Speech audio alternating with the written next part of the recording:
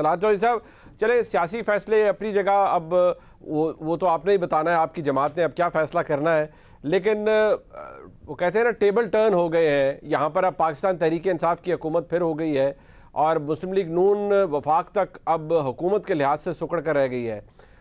एक बात, मैं सारी बातें बाद में करूंगा, लेकिन कम से कम आपको पाकिस्तान तहरीक इंसाफ की तारीख नहीं दोहरानी चाहिए थी, आपको हल्फ ले लेना चाहिए था।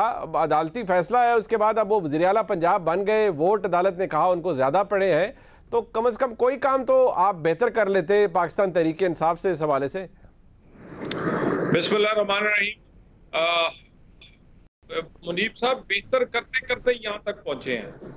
अच्छे मुस्लिम लीगी बन के एक गाल पे थप्पड़ मारा, दूसरा आगे कर दिया, मियां साहब को नाअहल कर दिया, चले कोई बात नहीं। उसके बाद पता चला जी सदारत से हटा दिया, चले कोई बात नहीं। उसके बाद इलेक्शंस पे अंदर कर दिया, कोई बात नहीं। उसके बाद पता चला जी हमारे साथ क्या कहते हैं रेफरेंसों के मामले में, फैसलों के मामले में, उसके बाद हर चीज पे अच्छा अच्छा करते इस मुल्क के लिए और अदारों के लिए यहाँ तक पहुंचे हैं। ये अब नई मुस्लिम लीग है, जैसे पढ़ा है वैसे पढ़ाएंगे। और माजरत के साथ ये अगर ये खेल किसी ने इस धंधे को गंदा समझा है तो फिर इस धंधे को उसी तरह करेंगे जैसे इस जमाने में हो रहा है। यानी इमरान खान गाली दे और उसके खिलाफ फैसला ना आए।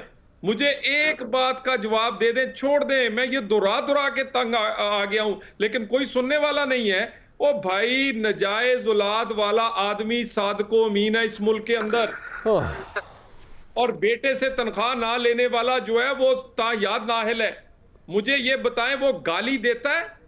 4 इलेक्शन कमीशन जो है वो बदल चुके हैं, फैसला उसके खिलाफ देने की किसी में जुर्रत नहीं है। सारी दुनिया कहती है कि फॉरेन फंडिंग है, सारी दुनिया कहती है इसराइल और इंडिया का पैसा है। उसके बाद मुझे ये बताइए, अगर यही असूल राइज है इस मुल्क के अंदर, तो मेरा ख्याल है फिर इसी असूल के साथ ये खेल खेला जाएगा।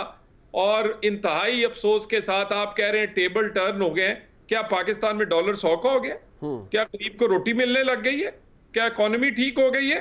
या पाकिस्तान के पास बट वो तो अगर हमजा शहबाज शरीफ साहब वज़ीर आला रहते तो तब भी डॉलर 100 का तो नहीं होना था। तलात चौधरी साहब गुजारिश सुन लेना, ये 100 से 240 का हुआ ही तब है जब आपने ऐसे फैसले किए जिससे अदम इस्तेकाम आया। जब नवाज शरीफ को किसी की ख्वाहिश पर ब्लैक डिक्शनरी से आपको किसी कानून के अंदर कोई लाइन नहीं मिली, जब निकाला तो फिर उसके बाद अच्छा, ये नई मुस्लिम लीग नून का तरीकाकार क्या होगा? जो गुफ्तगू आप फरमा रहे हैं, अब यहाँ पाकिस्तान तहरीक इंसाफ की बदकिस्मती से नुमाइंदगी नहीं है। आपने इमरान खान साहब के हवाले से एक बात की, मैं सिर्फ ये कहूँगा कि नई मुस्लिम लीग क्या है, ये इस तरह की सियासत करेगी इमरान खान साहब के हवाले से, या कुछ और करना चाह रहे हैं आप? एग्रेसिव होंगे, बयानिया दोबारा वापस लेकर आएंगे वोट को इज्जत दो का, या कुछ और करेंगे? देखिए, बयानिया कहीं नहीं गया था। हम तो पाकिस्तान की मोहब्बत में और पाकिस्तान को डिफॉल्ट से बचाने पर इमरान खान के गुनाहों का बोझ जो है वो इस हुकूमत ने मुश्किल इकदामात की सूरत में उठाया है। बयानिया हमारा ही है जिस पे इमरान खान खड़ा है, ये उसका बयानिया नहीं है। और मैं दोबारा जरा उस बात पे आ जाऊं, ये पाकिस्तान ऐसे फैसलों से क्या स्टेबल हो जाएगा? यानी 2017 से शुरू हुआ है तनज़्ज़ुली की तरफ, ना डॉलर ठहर रहा है, ना मईशत, ना गरीब की रोटी, ना पाकिस्तान में इस्तेकाम के लिए मुझे ये बताएं, मेरी इतनी सी ख्वाहिश है, मैं गांव का आदमी हूं और मेरे गांव में अगर पंचायती को कोई कह दे मुझे आज पे एतबार नहीं, पंचायती 1 मिनट में उठ के चला जाता है सीट से। मेरी गुजारिश है, हमने तो सिर्फ इतना कहा है कि सारी सुप्रीम कोर्ट, हमने किसी पर यह नहीं कहा कि आप ना बैठे, हमने कहा सारे बैठ जाएं। क्यों पीटीआई मखसूस जजों पर एतमाद और बाकी उस सुप्रीम कोर्ट पर वो अदम एतमाद करती है? भाई अगर हम गलत हैं, चले 1 मिनट के लिए हमें गलत करने के लिए पूरी सुप्रीम कोर्ट बैठ जाती, भाई हमारा भी मुंह बंद हो जाता, हमारे लोग भी सेटिस्फाई हो जाते। हमारी देखिए, ये कोई ख्वाहिश बुरी है कि हमने सिर्फ हमने इंडिया की सुप्रीम कोर्ट से कहा, हमने पाकिस्तान की सुप्रीम कोर्ट को कहा सारे बैठ जाएं, मामला बड़ा है।